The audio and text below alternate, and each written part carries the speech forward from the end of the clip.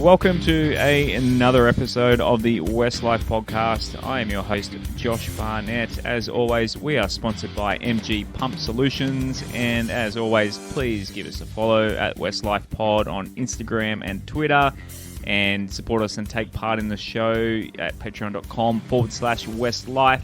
Our super sub from the Patreon is with us tonight. I'll get to as in just a bit, but also check out the YouTube channel. Every episode, I know I'm still a little bit slow on the uptake. The episode's taking a little bit longer to get them up on the YouTube compared to on the audio only outlets, but every episode is up there on the YouTube channel now, so please subscribe, and then eventually you'll see our faces on there. One day we'll get our faces actually on there for reals. On the show tonight, so I have my the Robin to my Batman. Which one's Robin, which one's Batman, I don't know. But Rob Bashara, well, you're older, so maybe I think Batman's older than Robin, so maybe you are Batman. Thanks, Josh. Good to be here. And as I said, Patreon OG and super sub, Aaron, how you going, buddy? Good, thanks, Josh. Happy to be back again. Ready to rip in again for the team? Absolutely. Well, our team, the West Tigers, that is, they ripped in Saturday night. I'm sorry, I had a brain meltdown. I'm trying to think what day it was. It was Friday night. Friday night. Sorry, it's been a long weekend into Monday. So Friday night, we beat the Chalk. Sure, it was a pre-season match. We'll get into the details there a bit later on after the news, but as quickly, what are your quick takeaways from that trial? The win is going to give the team a bit of confidence that they can at least challenge for the top 8, I think. That was probably the big thing to come out of it. Yeah, they were under strength, but honestly, we were too, a little bit. Maybe not as much as the Roosters with the big names they had out. But no Luke Garner, gotta remember that. No Garner, no Twoll, no Dewey. I think I'm missing someone as well. Tommy Talau. No Bloor, obviously, yeah. Obviously no Bloor the whole year, but Tommy Talau, yeah. Yeah, obviously not to the calibre. Everyone's like, well, they're not James Tedesco and they're not Luke Keary, but yeah, they're our guys. It doesn't matter. Yeah, sure, our guys aren't Kangaroos, but they're our guys. When you're missing your guys, it's a disadvantage. So you're absolutely right. Rob Bashara, what are your quick takes from Friday? It's always good. Makes you feel good for the weekend, even if it's a trial. Oh, it certainly does. Look, honestly, too many takes to give you in a sentence or two, but probably one take I took from it was just the intensity we had for the full 80 minutes.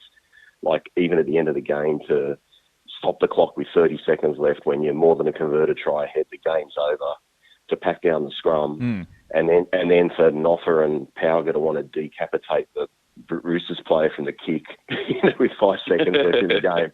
That I think that just had years of Roosters beatings written all over it, and it was just great.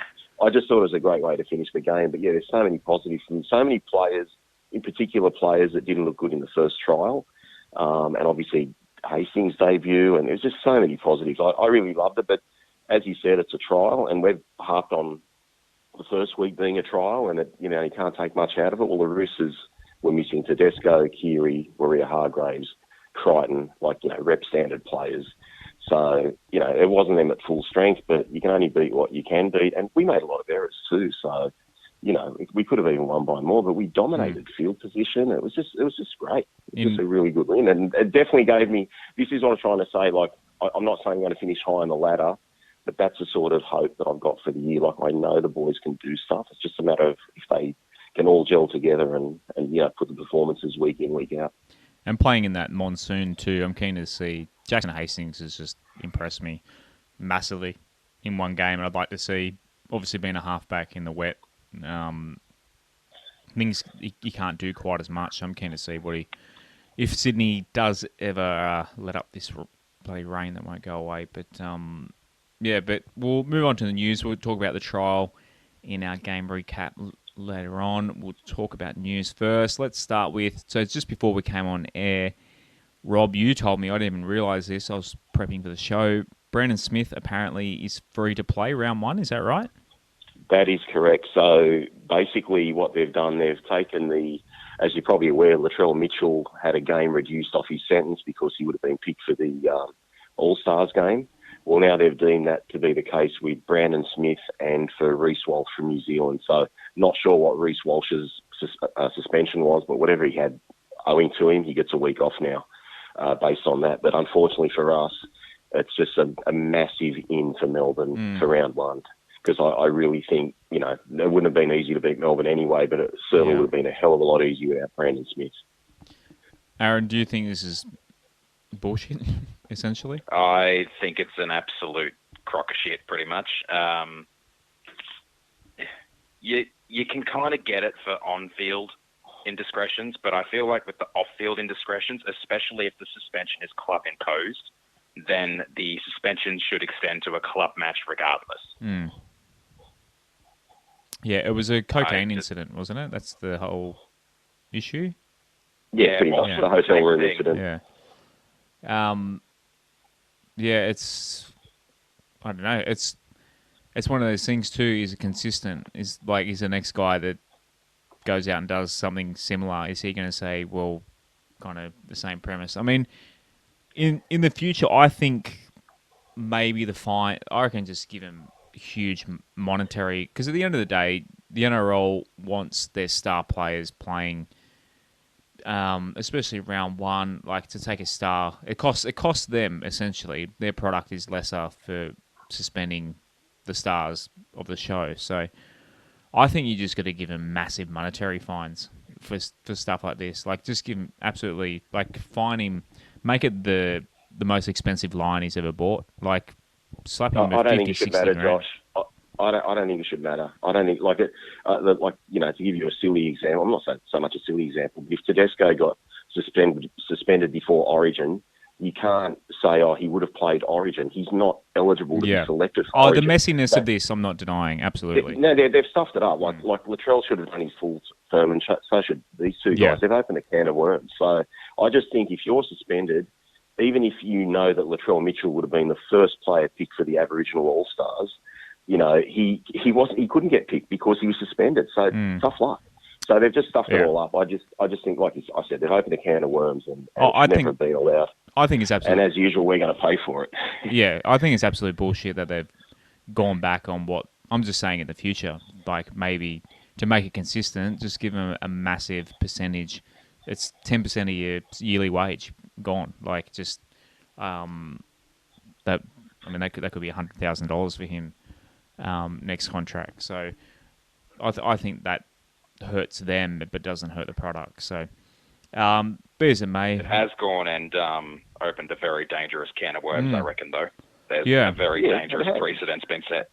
Yeah, players will continue to do it, and they'll think they won't get caught. So, but they were stupid enough to put a mobile phone in the room when they were doing it, I guess. But on to on-field stuff. So Jimmy Tarmow, he took the early guilty plea 1 week. We'll talk about that in the incident itself when we get to the game review. We didn't talk about last week. Fanua Pole from Manly, young kid, a young centre, apparently. I don't know too much about him. Rob, do you know much about this kid that we've signed? I believe he'll be 18 years of age next year when he gets here. Yeah, only what I've read on, in the reports that he was a bit of a try-scoring freak, scored 6 tries in one game. But obviously Sheens and Co have identified, centre's going to be a bit of an issue for us. So, he's obviously not going to be the answer in the next year or two, but, it's someone they're obviously looking to build our centre future on. So, it's a good signing. Aaron, do you know much about this kid? No, I don't know anything about him. To be honest, I actually hadn't even heard of him. I saw a post from a Twitter fan from an Eagles fan on Twitter saying how big of a loss he is, and I'm like, this kid must go all right then. Yeah, okay. Well, it might be nice to us to poach a star. Which we have. We've poached plenty. We seem to get be the only club that gets bagged out for giving away young talent like the South's halfback. They're already talking about West Tigers letting another one go. Oh, Ilias. Yeah. Yeah, good to get one back on Manly anyway. They pinched Taniela Paseka when he was going gangbusters in the juniors. So. It happens. So, yeah, it's who's gonna throw money at these kids and take a risk on them, give them the big paycheck first. So, yeah, look forward to seeing him in coming years. Now, the big one from today, I got a message from a friend.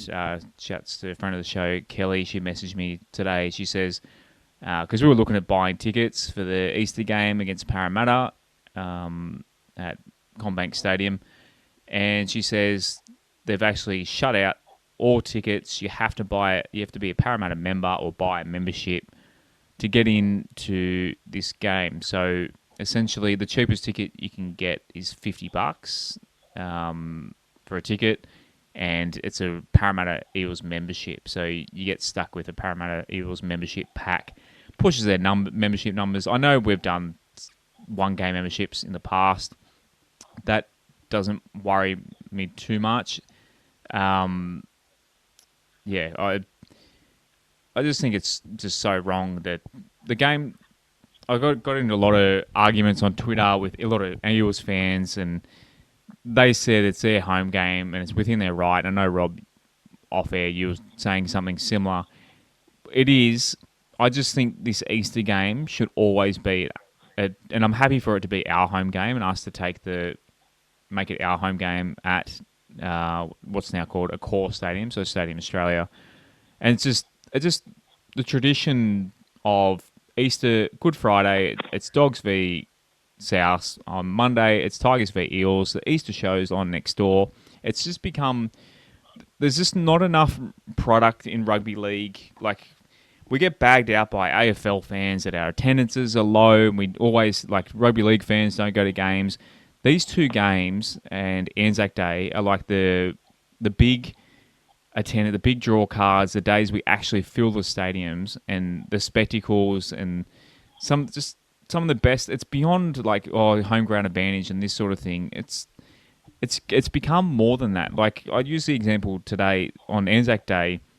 There's no way the Dragons would take Anzac Day down to Wollongong and then say, "Oh, it's members owned." Like, you got to get a Dragons membership to get in. 100%. So I just think this Easter, I missed the Easter. The first Bankwest game was Easter 2019. I was overseas for that, thank God, and missed that one. That's the only Easter game I've missed since, I think it's 8 or 9 years. We've been playing them Easter Monday, and they've always just been at ANZ Stadium. Just massive crowds, really good atmosphere. The games seem to always be close. It's just become, and then I know Bulldogs and Rabbitohs, even those teams aren't going well. Like, it's become a real tradition for Good Friday as well. I just think it has to be at the biggest stadium and have the biggest crowd, and just every single, it's the one game that those West Tigers and Parramatta Eels fans that might only go to one game a year, it's that game that they go to. And you're going to get a lot of those fans that obviously can't go. And yes, Parramatta are going to probably have 99% of the crowd. I've got my ticket. Luckily, I snapped mine up today. So hopefully, if we win that, it could be... yeah, I might need a bodyguard or something, but it'd be pretty sweet if we do win. I don't think we will, but who knows? Who knows on the day?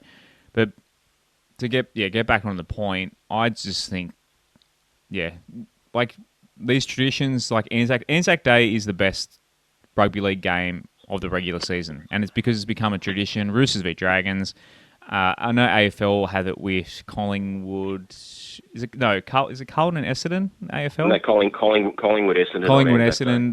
They've got, like, you got to make the regular season's 20. We play 24 freaking games. There's got to be these like games in the season when later in the year, the semi-finals anticipation kind of builds the importance of these games. Earlier in the year, in the mid-year, you got to have these traditional big stadium, big atmosphere, like talked about games. Like, it just annoys me that it's just going to be a Parramatta wankfest this year, and I'm just annoyed because it's my most forward looking to. That doesn't really not very good English there. It's the game I look most forward to. It's a game I most look forward to every year is playing because it's just a great day. It's just a great day out. You go to the Easter show and you go to the footy and then you come out and you watch the fireworks. Just I don't know. Maybe I'm. No, Josh. A couple of things on that. Yeah. Firstly, like you're right about the crowds we've pulled there. Don't forget too the crowds we've pulled at ANZ or whatever you want to call it these days. It was 40 to 50,000 when both our teams weren't coming anywhere near the top 8. Exactly. Like we pull good crowds when we're going bad, and Para's going well now, even though we haven't been. The other thing too, like why did the game get moved originally? Like if it had been sort of classified by the NRL, it's got to stay at Homebush, then we wouldn't have this issue. Like as you alluded to, I agree with Para doing whatever they want to do. If it's their home game, they care about the 2 competition points. If they feel they can get their full home crowd, like it's not in the best interest of the game. If they love the game or cared about the game, they'd move it to Homebush. But this is where the NRL should step in and say, hey, you idiots! Like I know you've got your catering commitments and all that, but like you guys can get 60 or 70,000 here. It's still your home game. We get more fans in here. They should actually have a directive put on them to move the game. If they know they're going to be sold out from in February for this game later on, like it's just a no-brainer not to move it. But as I've like said to you off air, like we had the chance to keep our home semi-final at Leichhardt. We moved it to SFS when we played the Roosters in 2010, and that's probably one of the greatest games ever. We ended up losing it. Now, had we kept it at Leichhardt, probably a third of the people would have got to watch it, and we might have won the game. So I don't know what's right. Like I just know the right thing by the game is to move it, but unless the NRL come in and say something, Para's got the right to be, act like a bunch of dogs if that's what they want to choose. Yep. Aaron, how do you feel? The exact same reason why we moved the game last year, because so many fans were locked out of footy all through 2020. So exactly. The club decided to take the game to Homebush to allow a bigger crowd in. I think we got, 35,000 or something like that, which was the biggest crowd of the season at that point, and stayed that way until Origin or something. So we drew a crowd, and I just went back and I looked for the first Easter Monday clash we had, the first time it became, I guess, a tradition. I think it was 2014, and we pulled a crowd of 50,000 for that game. Yeah, so I was at that. It wasn't Eels' home game, but it was. It makes the most sense to move it, but that's the thing. Like the Eels have played home games in this game before. It's not like it's the first time the Eels have taken their home game away from Para. There's no goodwill content too, Josh. There's no, like, we took our home game to their stadium. Like we've done the complete opposite. Yeah. So it shows you where the two clubs stand in terms of winning and losing. Like, Pasco's worried about gate money and Parramatta's just worried about winning the comp. Because let's face it, this year's their window ends this year. They've got a great team. If they don't win it this year, they're not winning it next year. Yeah. They're losing a bunch of players. I mean, they're intent on winning it. They got over 30,000. I mean, I know, like, membership, some people I don't see the importance in getting a membership, but if we had 30,000 members, we could do this kind of shit ourselves. Like, just have enough. If we had enough season tickets to just lock out Leichhardt Oval and that sort of thing and be selfish like this, but we haven't. We've only got 20,000. And the Eels fans all come on and go, oh, you've only got 20. Like, it's just, if you haven't got a membership, like, just these sort of things, we have 30,000 members, maybe our club will go, you know what, we've got 30,000 ticketed members, we're guaranteed, that means we've got, it's hard because of the split grounds, but if the club knows that they've already got 12,000 season ticket holders for these games as a base, and then they've only got to sell another 6,000 for the suburban grounds, and they're almost shutting the gates, then we will get them. So, I mean, get a membership. It's just another reason to just get a membership and support the club and help the club financially, so we don't have to take the cash like Pasco does, as Rob just said then. So, yeah, it's just the cost of the ticket. Like, it's charging $50 a ticket. You could have it at ANZ Stadium and you could charge $50 for a whole family and just fill the stadium. Like, it's just, I'm all for supply and demand. I'm not a person that you charge. I mean, in American sports, they charge if your NBA team plays against the Lakers, your tickets are going to go up 5 times to what you're playing if you're playing against the bloody Minnesota Timberwolves. Like, it's just that happens over there, whereas over here, tickets are pretty. Doesn't matter who you're playing or the demand of the tickets. The ticket price is the ticket price. But the Eels have kind of snuck their way to do this. They've upped the price dramatically, and locking all the working class families out. But a lot of Eels fans trolling us today did have a good point. They got 30,000 members, so they have the ability to kind of know they can do that, I guess. So my question is, though, how many of those 30,000 that's not the point, though, ticketed? That's not the point. If they've got 30,000 members, then like no away fan should ever be able to get a ticket at their home game ever. They should lock us out of every game. How many of those are ticketed too? They're not. Like, but you know what I'm saying? Like, be... why just the Easter game? Why just the Easter game where we can't? Like, it should be for all their home games. So they've got the same amount of members every week, don't they? It's just they're not doing the right thing by the game. But like I said, it's their right to do it. And if they want to do it, hopefully karma will bite them in the arse. I mean, a lot of them say, though, we wanted, when we got a new stadium, we wanted all 11 home. It's one game. I think Penrith, they're doing it for Penrith as well. And a lot of them said, well, why aren't you getting upset about Penrith? And I do feel for Panthers fans then, but this is Easter. Like, the Easter Monday is a traditional game that, like, brings together. It's more than home ground advantage. That's my point. That's none of the Eels fans on Twitter, nor I expect them to. They're not the easiest fan base to interact with sometimes, but just it's beyond just being a home and away game. It's become a and someone said to me on Twitter, they go, "Oh, it's only been going for 8 years." Yes, traditions start in that short of time. That's a tradition.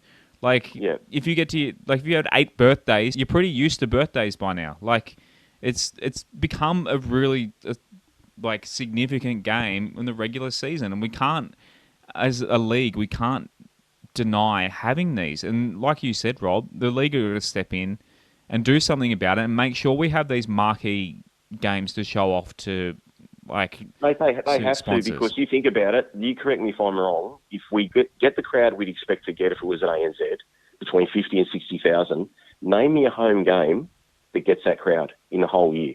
Because Anzac Day... Only Anzac Day, but they don't get 50,000. Well, they fill the SFS, yeah.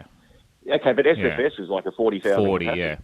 So, like, we literally get the biggest regular crowd for the year, and Parramatta are just saying, no chance. Aaron, go with your point. I think, because I was at the Anzac Day, they did have one Anzac Day in 2008 or something. Let me just check that up and see how much they had for that.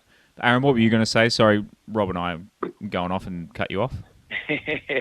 I was just questioning, like, how many of their 30,000 members are actually ticketed. Yeah. You mentioned afterwards, but yeah, I also noticed you were talking to Burgo on Twitter as well. She was commenting on your post and said the Dragons wouldn't ever do something like that for an Anzac Day game. Yep. So yeah, obviously she wants to be able to take Lockie. Hopefully, if Lockie's not there, then I'll be annoyed. Like, he has to go to every game. It's not the same. It's not a West Tigers game if Lockie's not there.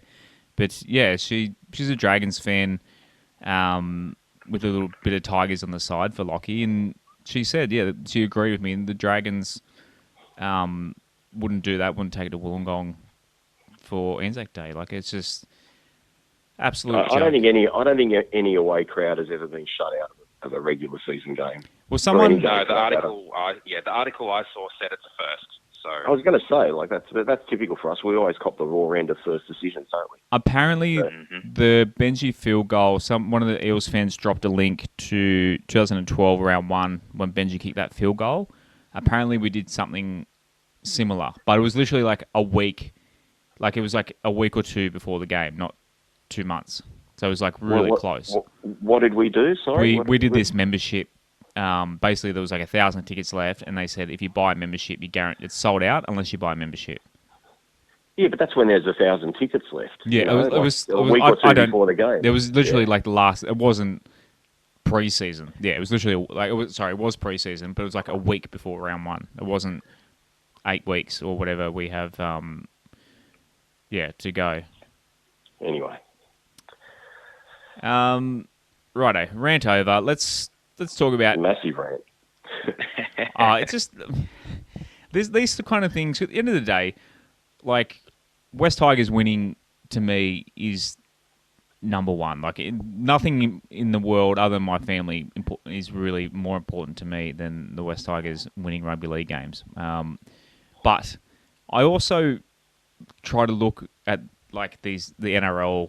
Like it's a business, and you kind of just got to have your business cap on with these sort of things, and not just a business cap, but like an overall league fan sort of appreciation of it. And rather, it's just to deny like fans in a league that gets so much shit put on it for not getting crowds, and it could be, like you said, the biggest crowd. But at the risk I'll keep repeating myself and getting angry again. Let's talk about we beat the Sydney Roosters in a trial on the weekend. A few game notes, and I'll throw to you boys as we go through. So the first note I have, because it was so early in the game, the James Tarmel tackle.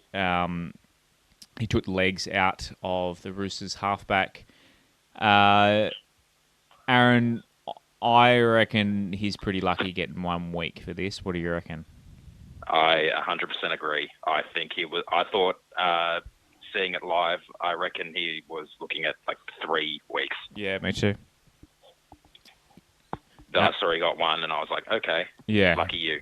Yeah, you just can't chop knees of guys anymore. If you're going to tackle a kicker, you take him high and hold him and cuddle him. You can't be there's too many ACL injuries, and us West Tigers fans know what ACL injuries are like, so you don't want to see anything of the like in the game. Would you agree, Rob, that 1 week Jimmy's got off easy here? Yeah, he got off lightly. I just think it was a bit of a brain fade. It looks worse too with the fact that Walker's like jumping in the air as he kicks it, so he gets a bit higher. Yeah, he literally goes over the top of Tarmo. But and look, they've got to protect these tackles, but they have made a lot of these rules in favour of the attackers, because not that it's probably going to happen in that instance, but what happens when the kicker throws a dummy and runs?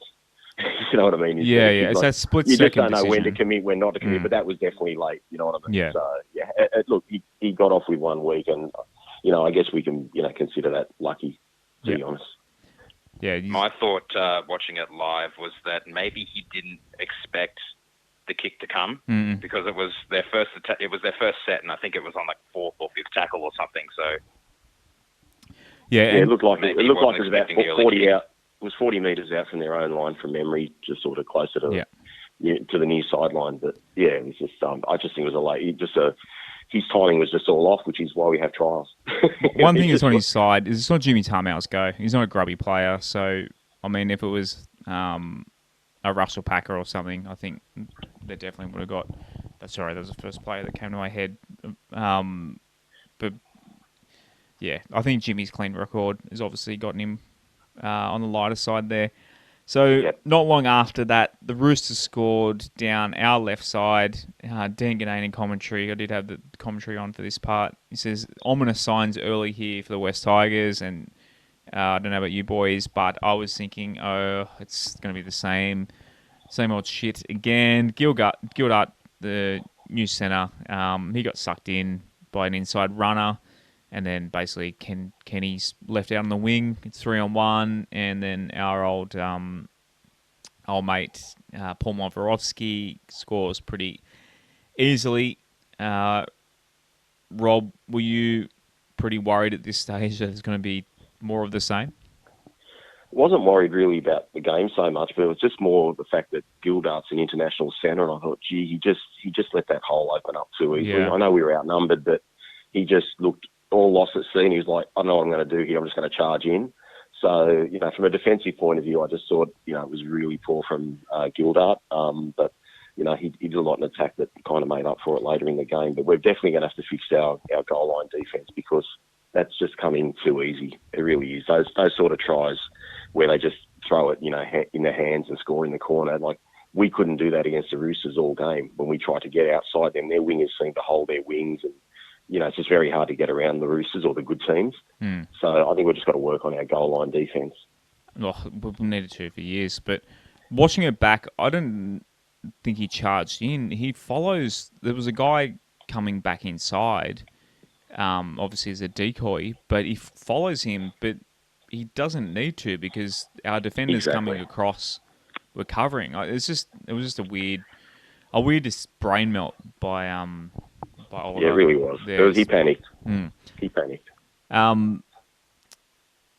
So 8 minutes in, Kelma Tuilagi makes a good run. I've noted down here, but then he drops the play the ball. But Aaron, I know Shane's a big fan of Kelma Tuilagi, as Rob and I. But are you keen, even though we're losing him next year, thinking he's going to be a bit of a stalwart for us this year?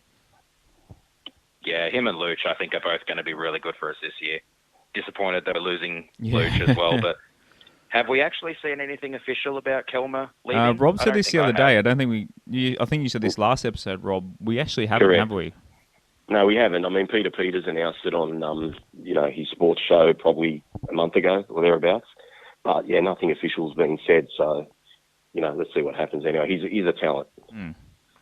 It's interesting then because I thought there's a 2 to 4 week cooling down period where the player can get out of their contract or something like that. Yeah, I think it's 5 days or something. That's if he signed, but yeah, I've never seen that would have an passed. official announcement. Yeah. Yeah. Normally Manly would have announced it at the very least. Yeah. A minute later, I've noted this down. So there's a kid in the crowd. I don't know if you watched the game, didn't you, Rob?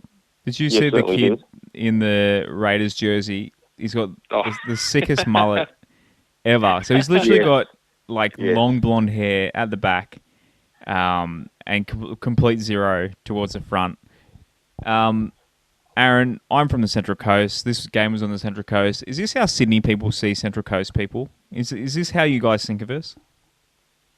Well, I'm not a Sydney person. But, oh no, you're not, are you? Yeah, you're a country folk. You're a country boy as well, aren't you? Well, not that the Central Coast is really country, but yeah. Do you, when you think Central Coast, do you think this kind of stuff? Honestly, no, I don't. I haven't really seen too much of the mullets beforehand, other than Mahe, who had quite a spectacular one. My boss, though, at work, he has a mullet, and I showed him a picture of that kid at the game and said, "This kid puts yours to shame, mate." It was just a great conversation to have. You've seen a lot, obviously a bit more in Western Sydney than towards the snobs of the east. But Rob, have you ever had a mullet, Rob? You might be old enough to have had one when they were in fashion. I actually did. We won't go there. I did. Everyone had one in the 80s. My dad had a curly mullet. He had like an afro-y sort of. Had the long hair going and everything, yeah. We're going to have to see something for it eventually, Rob, I reckon. Yeah. One day. So everyone can expect that Instagram at at Westlife Pod on Instagram. We'll put up that photo. Not long after that, Hastings, he put in like a good little slips catch off a grubber kick. So I noted that down. Just like it just shows that he's got that instinct, that hustle. Just is into the game, if that sort of makes sense. Rob, like he's one of those players that just win at all costs. Even in a trial, he just throws his body, has his full focus on the game. Have you noticed that with him? When you get onto some of the other points later, like I'll be able to mention. I don't want to jump ahead, obviously, but he did so many different things the other night that actually really impressed me. And one of the ones which probably won't be a highlight was when he did a show and go in the second half, and he literally carried 4 blokes almost over the line. So not only has he got the deft touch with the kicking, some of the passing, which we'll talk about later, his backing up, his direction. He's a good player. He's a good player. He showed a lot more the other night than I thought he had, to be honest. So I'm really impressed and really excited about him. Yep. Not long after that, so a bit of there was hints of 2005, just throwing the ball around the offloads and that sort of thing in that wet weather. Aaron, do you think with the Sheens factor, we talked about a little bit of this last week, but do you think Sheensy's bringing back the West Tigers of old, of a bit more second phase play and throwing the offloads a bit more? I'd say maybe he has. Like that set that you're referencing, that was fun to watch. Even though we ended it with I think a forward pass or something, but the flair, I think that's definitely something that the old boys around the club have been not really talking about, but saying to the new generation, go out there, play what you see.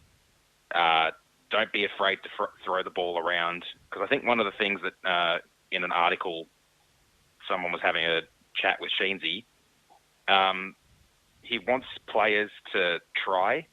He doesn't mind seeing them fail as long as they fail by trying. That's always been his mantra, hasn't it? Nothing. Yeah. I think that's Luke Brooks's issue too. I think it's just got to the point that he's. I noted it later in the game, but it's kind of a general thought. So I am fast forwarding, and we're supposed to have a structure. Well, you're talking about Brooks, Josh. There was one break that Brooks ended up getting tackled where Gildart darted from dummy half, popped the ball to Dane Laurie, who then popped the ball to Brooks. Those two passes from Gildart and Laurie, Tiger players don't normally try those. Yeah, you know what I mean? They were like 50-50 passes, but it was just exciting to watch. And just the fact that, Laurie sniffing up the middle, ready to back up, and then Brooksy was on the back of that. Yeah. Like when he made that break, like I was kind of jumped out of my seat, even though it's a freaking trial. I'm like, wow, this is good stuff. That was just before half time. That's that kind of, we can go straight to that because it kind of flows with what we're talking about now. It has that hint of 2005 when you had even the front rowers throwing passes, and it looked like Stefano, even threw a few passes. Like he sets up the try to Musgrove. So maybe there is something to the Sheens factor, or maybe it's Madge. Maybe we're giving Sheens all the credit. Maybe Madge is also a part of it as well. We won't know. But a couple of notes back to back, a few times during the game. Luciano's offload, he's just creating so much. So there was one point where he sent James Roberts down the sideline. It's just, he's creating so much with those offloads. We already talked a little bit about Luch, but Rob, I said it last week, are we just going to keep going through this season and go, why did we let him go? Why didn't we let him go? Keep telling ourselves, no, we shouldn't have paid him that much. But I don't think his form in the latter half of last year justified the money that he's asking, to be brutally honest. If you went off his form the year before and how he started last year, I would have said yes. Like the desperation he shows sometimes in chasing and defence and stuff like that. I know people say, well, hang on, he missed 2 easy tackles last week. Even though he was great with the ball, he let a couple of blokes through. The infamous South Sydney finish where Luke Brooks ran 100 metres the other way.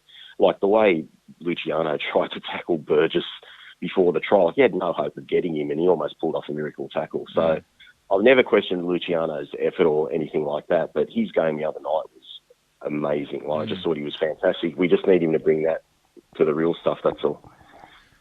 The amount of times he carried 2 to 3 defenders with him for about 10 metres as well, just giving us that advantage in the field position was really, but really good. Even his try, he's pointing to Jock Madden where to kick the ball. Jock Madden didn't do that off the top of his head. He was pointing like, mate, that's on, and he's pointing to the right-hand goalpost as you're looking at it, and he puts it there and he scores. And that sort of hustle again late in a preseason game, it's just you love to see that. So exactly. It's good to see as well that he's committed to the club before he heads to the Cowboys. You see a lot of players who honestly try to get out of their contracts early. We saw it with Moses.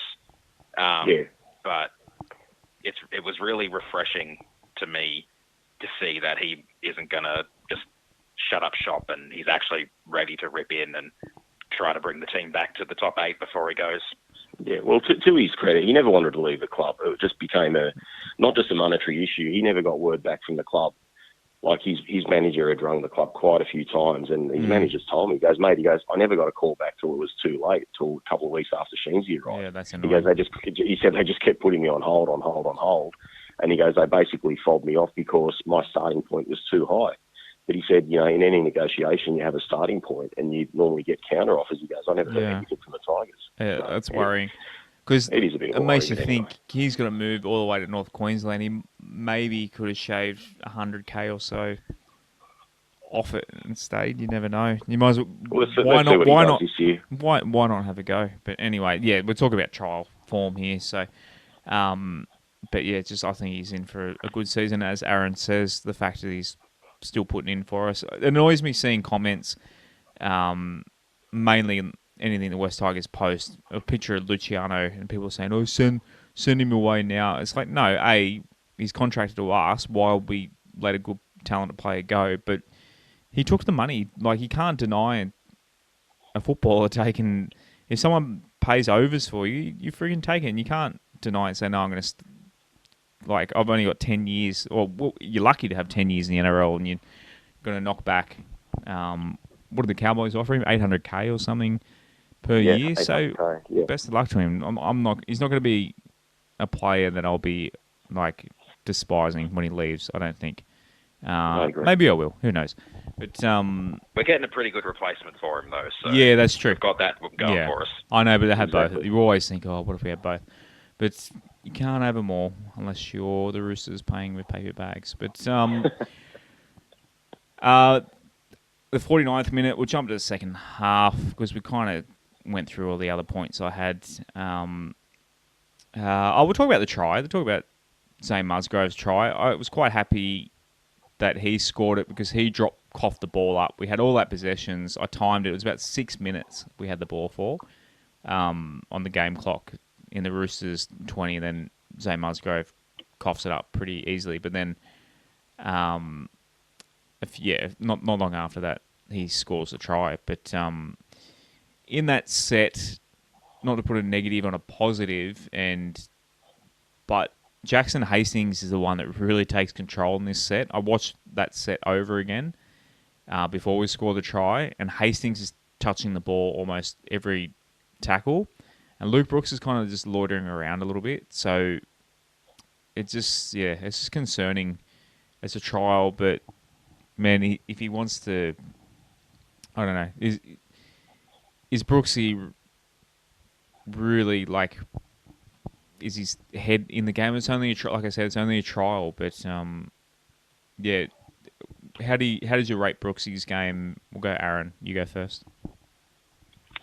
I didn't think he played all that terribly. I saw a lot of posts on both Twitter and Facebook saying he played like absolute crap, but I'm inclined to disagree. His kicking game wasn't all that great, like it most of the time isn't, but he actually started to grub a kick a little bit, which is something that he hasn't really been doing, and because it's a much more effective way to get the dropouts and everything. Yeah. He ran the ball a lot as well, which I was really pleased to see. And I just think the more he does that as the season progresses, the better he'll get, the more damaging he'll be for opposition defences, and the more he'll start putting doubt into the opposition about what he's actually going to do.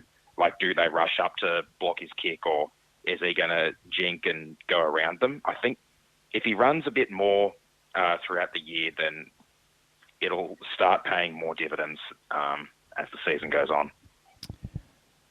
Rob, how did you rate Brooksy's game? Yeah, pretty much what Aaron said. Some of his kicks were good, some weren't.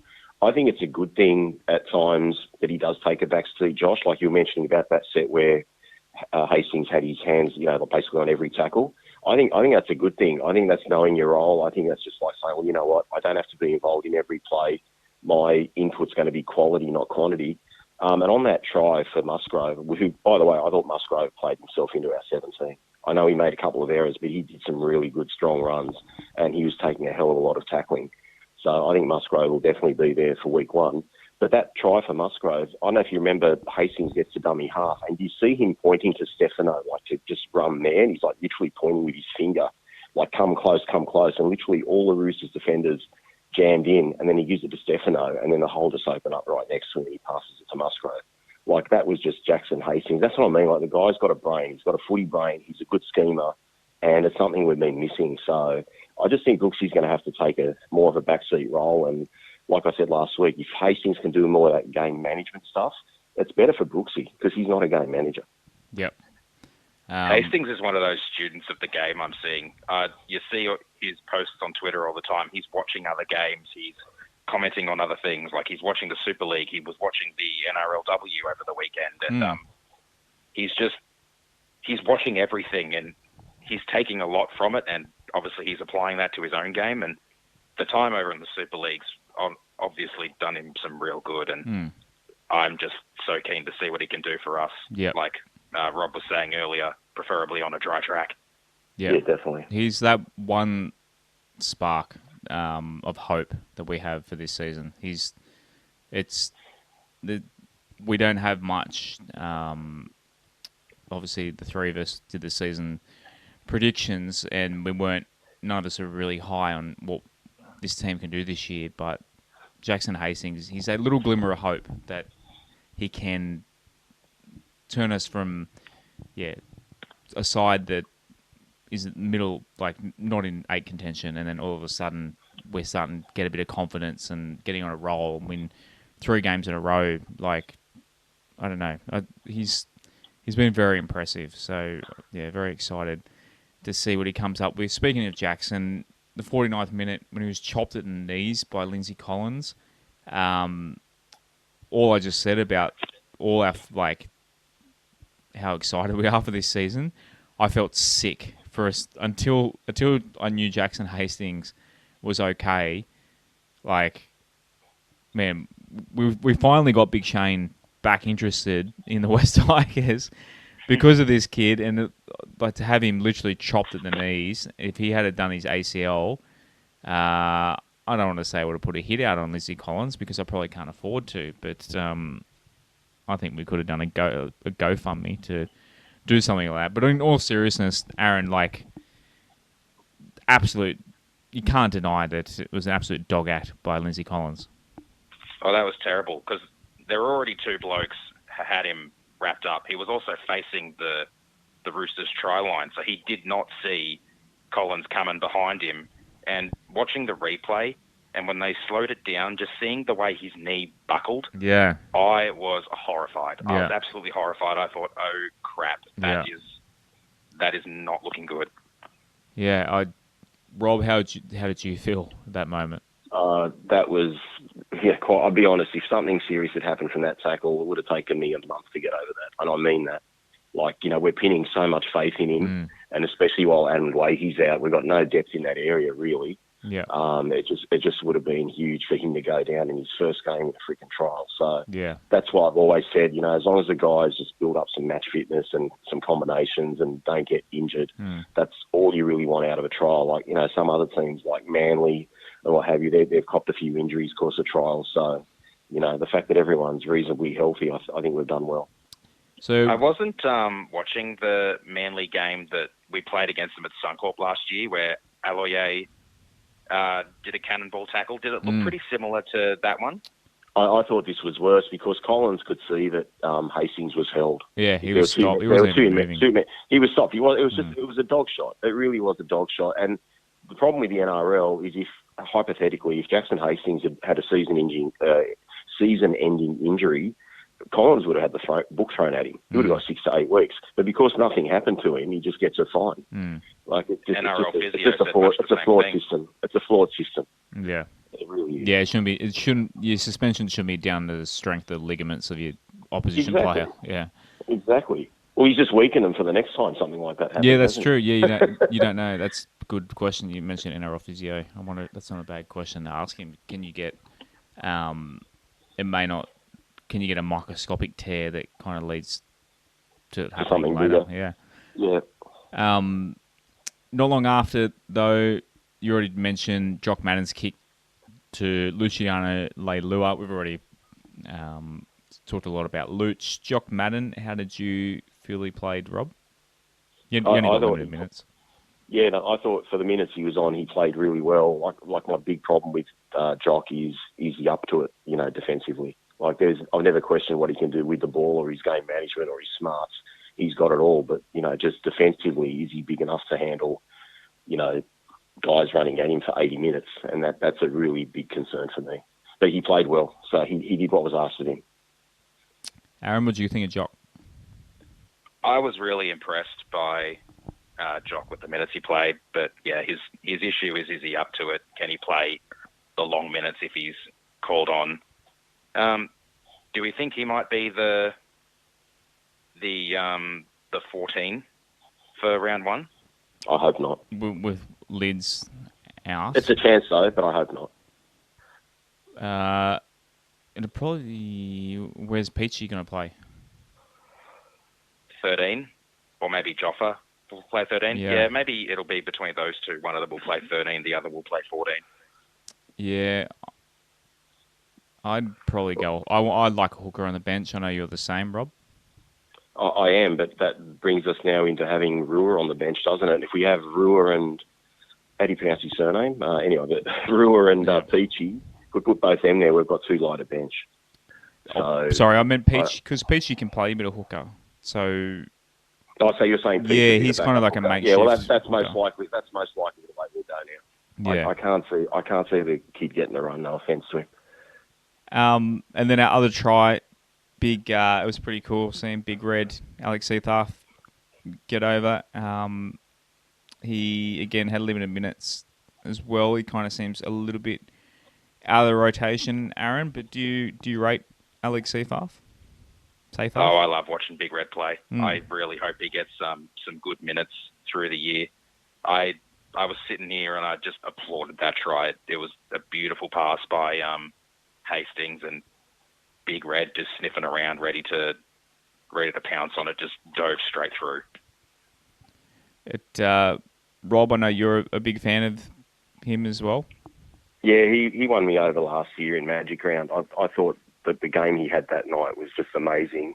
That try that you're talking about now, like the deftness from the subtlety from Hastings, like he shaped out the back, kind of with a no look to Laurie and then went short to Seatharth. It was just beautiful. So that's what like I said, Hastings, in one instant he can take four guys over the line, trying to score a try, and then he's doing these subtle passes. So yeah, it was a really good try, and it was just nice to kind of nail the Roosters. I just love that. I know it's a trial, but it was beautiful. So to finish off, I'll just go through the team list who we left out. Jimmy Roberts, Rob. So I thought he had a pretty solid game. I'm putting that to you because you're obviously pretty critical of him in the past. Is he won you over a little very bit? critical. Very critical. Probably it's actually sad that I think it's the best game he's ever played for us. I actually think he was that good, but I mean, will he bring it to NRL games? Will he be up to it defensively? That's I think that's our big weakness. Jimmy Roberts and Gildart defensively and positionally in defence. That's going to be a big issue for us. But I thought Roberts played great, and if he could play like that all the time, he'd nail down that spot. So yeah, I'm pleasantly surprised by what he did. Like, I mean, I didn't think he should have even been renewed, etc., etc. But on what he showed the other night, I mean, good on him. I thought he played really well. Aaron, you think Gildart Roberts, that'll be our centres, round one? I'm not sure. Is Talau injured to start the season? Yeah, he's got a little... Yeah, Talau's out indefinitely. Yeah. Oh, right. Yeah, then he probably will he's be. a while. Because I was thinking it would come down to Gildart on one side and either Talau or Roberts on the other. But yeah, I'd say Roberts will definitely be there for round one in that case. And were you guys impressed with Gildart? Because I thought Gildart was sensational. Yeah, on attack, he obviously... He looked dangerous. Yeah, he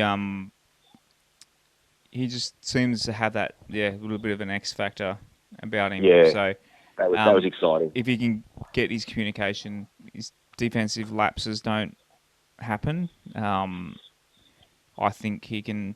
Yeah, I said on the show last week, you just need the centres to be that kind of Blake Ashford level where they just do their job. So I think, if you can make those simple plays like a draw and pass to his winger to score, and just not make defensive errors and make those breaks and offloads like he did.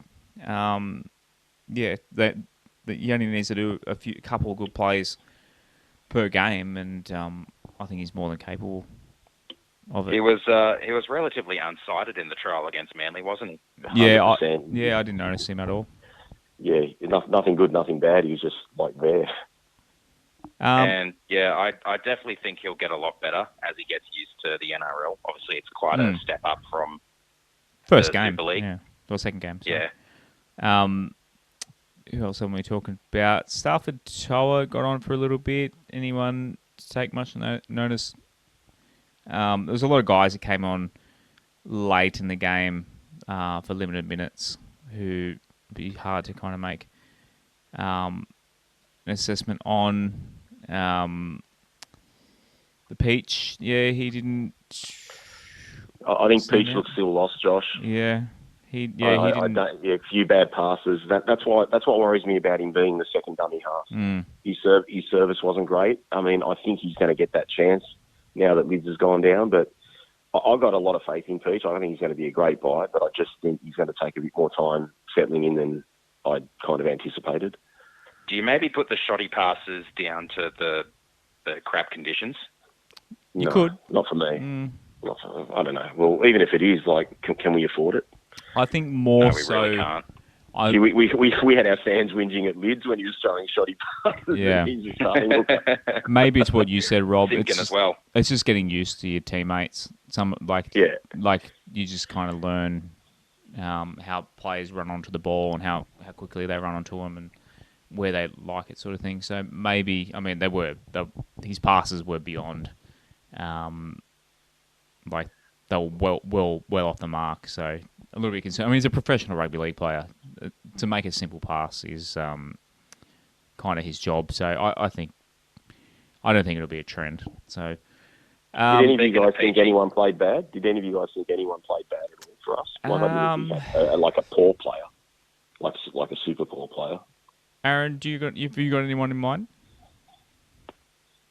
Honestly, not really. I think everyone kind of came on and did their bit. The young guys came on and pressed their case. We haven't mentioned Diaz yet, but I liked what he showed when he came on, and if he gets a run at some point during the season, he'll be pretty good for it.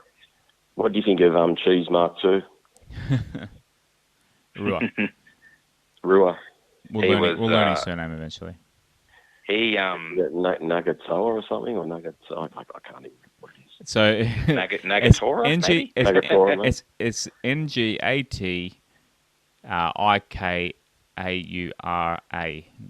Ngatikaura. Natakora. Natakora. Okay. Try and memorise that one. Yeah. Well, we might. Yeah. You never know. It might be like he was scheming. Yeah, he just overdoes the dummy half running for mine. Like, he's a bit of a hog. Like, I don't. I mean, I know he's enthusiastic and all that, but he's got to learn when to pass and when to run. I think he got caught twice on the last tackle. Going from dummy half. One of them, which we earned a penalty from, but he's just got to take the blinkers off and have a look around him.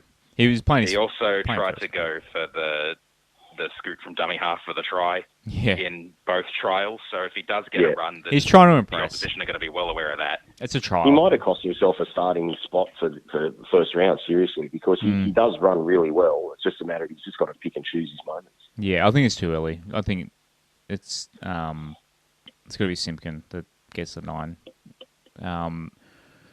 Looking at the errors, Kenny Momolo made 3. Noff made 1, Gildart. So the backs kind of, but I mean it was wet. So, but we won on the scoreboard. Doesn't matter. It's a trial. Doesn't matter that the Roosters are a little bit short. It was nice to kind of all the talk from the Manly game the week before and it's kind of balanced the ship out. Kind of reminds me. Aaron, are you a fan of The Simpsons? Can you back me up on this reference? Do you know The Simpsons well? Yeah, I know The Simpsons pretty well. So when Homer has Pinchy's, the lobster, he puts him in a fish tank, and then the fish start to die. And so Lisa says lobsters need salt water. So he pours salt in, and he goes, "Hang on, still fine tuning." So eventually, he has the fish kind of like half dead and the lobster half dead in the middle of the tank. That's kind of how it's balanced out. So we beat the Roosters. It makes no sense to anyone who doesn't know The Simpsons, but my point is the Manly the beating the Roosters kind of balanced out the bad loss to Manly. It was all a trial. We're on 0 points. We're all excited for round one. Excited to start doing these reviews as the year goes on, and in the next week. So obviously there's no game to preview this week. So we have a couple of special episodes lined up. I'll keep them a secret. I'll tell the guys in the Discord, and I'll put them up early on the Patreon. So if you want to join the boys, patreon.com/Westlife, and a couple of bucks a month come to help support the show. And it's starting to really heat up in the Discord, as a lot of good chat. It helps me a lot with this show too. You guys drop a lot of links and info and news. It's pretty much the first place I get it is from you guys in the Discord now. I don't have to Google much anymore. So, Aaron, thanks for being a late call up. You literally came on with 20 minutes notice.